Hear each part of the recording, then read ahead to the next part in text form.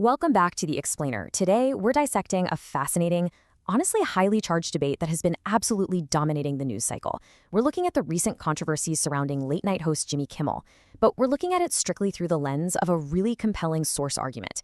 It frames this whole situation not just as, another passing political spat, but as a deep dive into the incredible tension between absolute free speech and our societal standards. It's a fantastic debate, so let's get right into it. Okay, let's dive into this roadmap. We'll start with the Kimmel controversy itself, explore the free speech shield, weigh rights versus responsibilities, look at a really interesting historical contrast from 1981, and finally unpack the call for standards. Let's kick things off with Section 1, the Kimmel controversy, which is the core inciting incident here. So, the controversy truly ignited when former President Donald Trump posted this quote, literally calling the situation beyond the pale and demanding Kimmel be fired by Disney and ABC.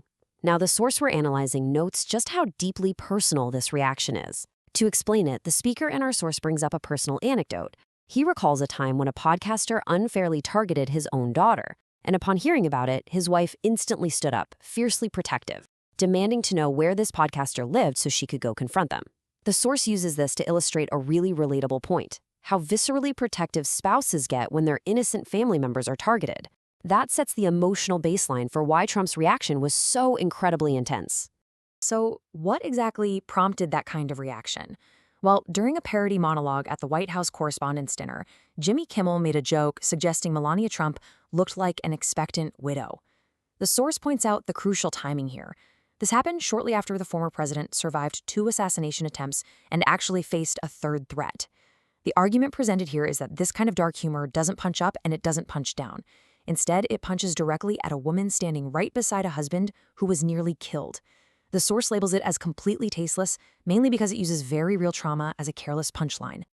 Moving right along to Section 2, the free speech shield and constitutional rights.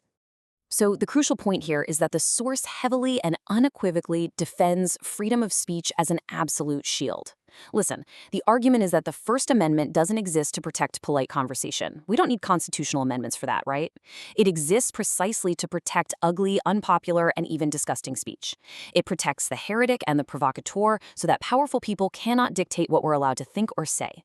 The source explicitly defends Jimmy Kimmel's absolute constitutional right to make that tasteless joke and ABC's right to broadcast it.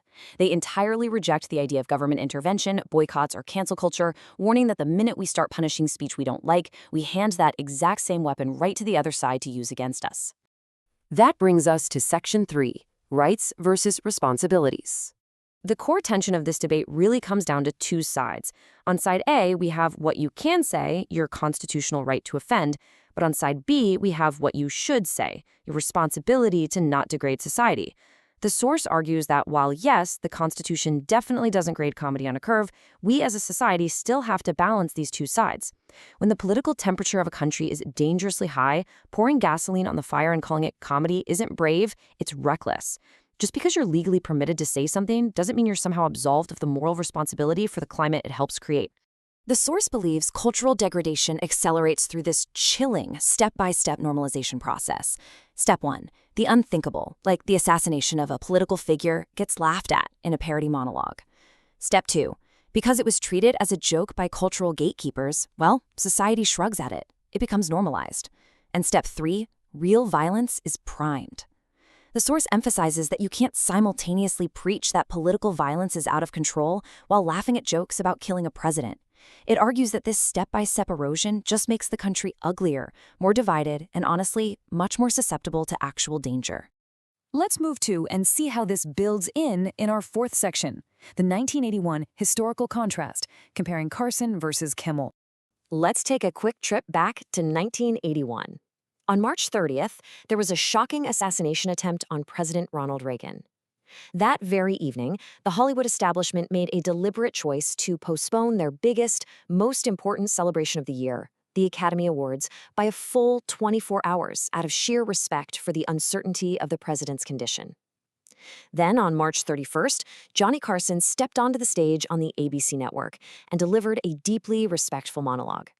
This brings us to Carson's actual words from that night. He told the audience, "Because of the incredible events of yesterday, it would have been inappropriate to stage a celebration."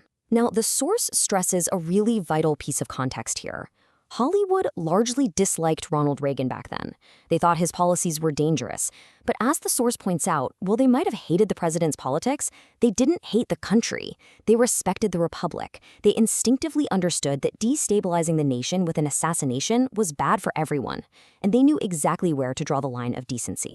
And this brilliantly illustrates a really stark contrast. On one side, you have 1981 Hollywood showing incredible professional restraint and institutional respect for the Republic, despite deep political disagreements. On the other side, you have 2024 Hollywood, where assassination attempts are openly used as punchline material for late-night comedy.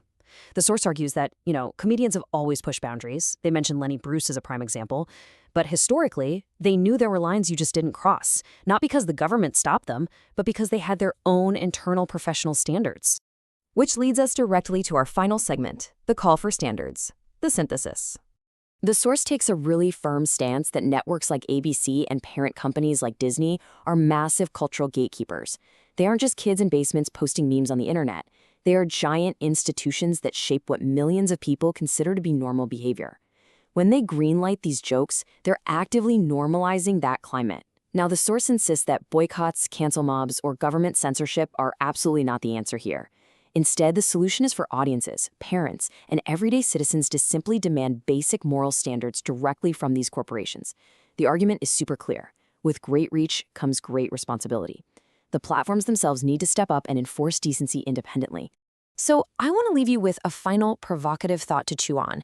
When platforms have massive reach, where exactly is the line between comedy and recklessness? It's the central tension of our explainer today.